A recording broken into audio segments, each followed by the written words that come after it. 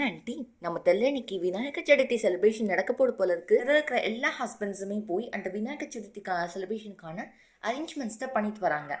ஓ great. Auto வந்து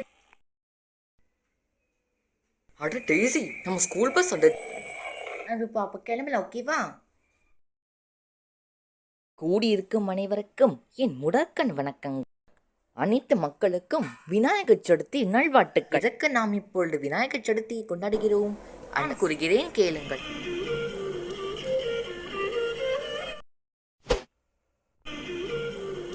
எதற்கு நாம் இப்பொழுது விநாயகர் சதுர்த்தியை கொண்டாடுகிறோம்?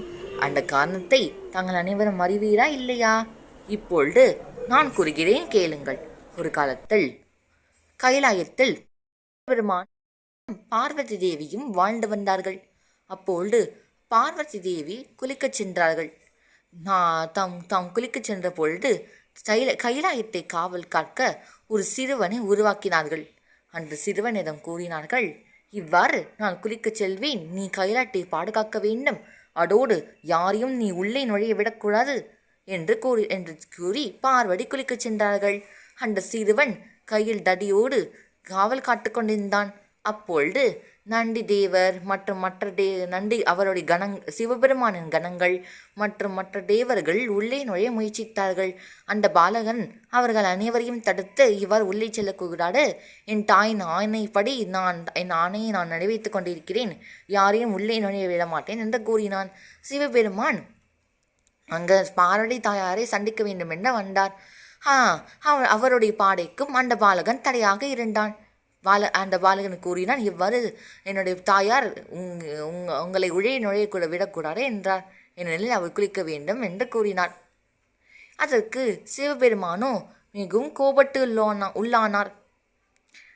அடுத்ததாக திரிசூலத்தை எடுத்து அந்த சிறுவரின் தலையை கொன்றார். இதை அறிந்த பார்வதி தேவி உக்ர ரூபம் கொண்டு சிவபெருமான் மீது கோபம் கொண்டாள்.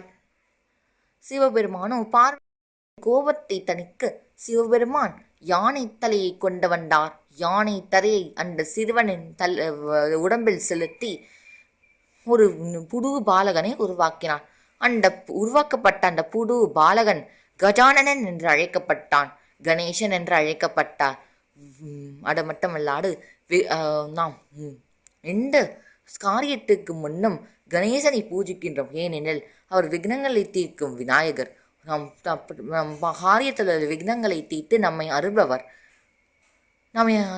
நம் வாழ்வில் உள்ள விக்னங்களை தீர்த்து சங்கடமில்லா வாழ்வை உருவாக்கும் விநாயகரை நாம் இன்று பூஜிக்கலாம். நன்றி.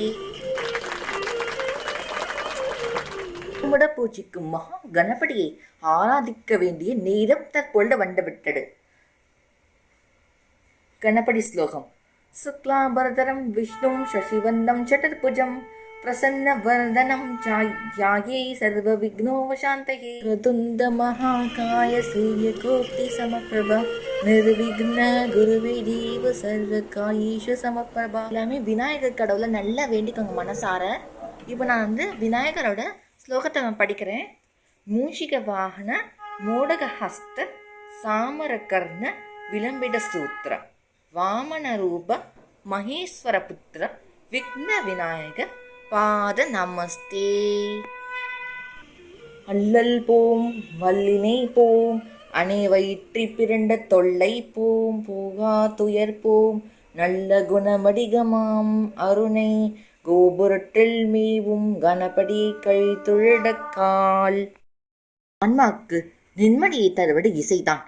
அந்த இசையின் வழியாகவே நாம் பற்றி பாட வருகிறார்கள். ஓம் மங்கள கணபதி நமோ நமः. ஓம் ஸ்ரீ சித்தி விநாயக நமோ நமः.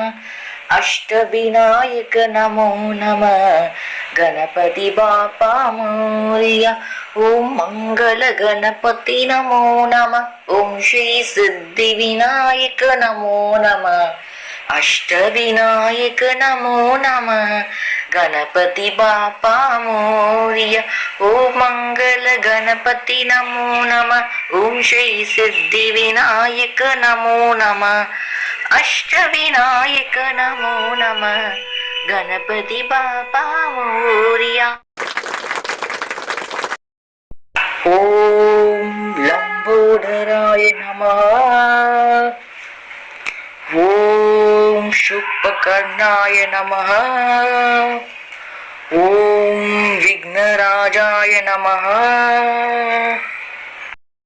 நீயே ஒளியும் நீயே ஒளியும் நீயே தாயும் நீயே தந்தை நீயே வாசமலருள் மன்னம் நீயே வேலும் நீயே செல்லும் நீயே எங்கள் மதியில் தெய்வம் நீயே தாயும் நீயே தந்தை நீயே போற்றி கணேச போற்றி குணங்கள் தீர்க்கும் குணவதிக்கு போற்றி கணேச போற்றி குறைகள் தீர்க்கும் குணவதி போற்றி சேவடி போற்றி திருவடி போற்றி இல்லை இல்லா இல்லை போற்றி அல்லடவற்றும் அருள்வனே போற்றி கணபதி போற்றி கணேச போற்றி.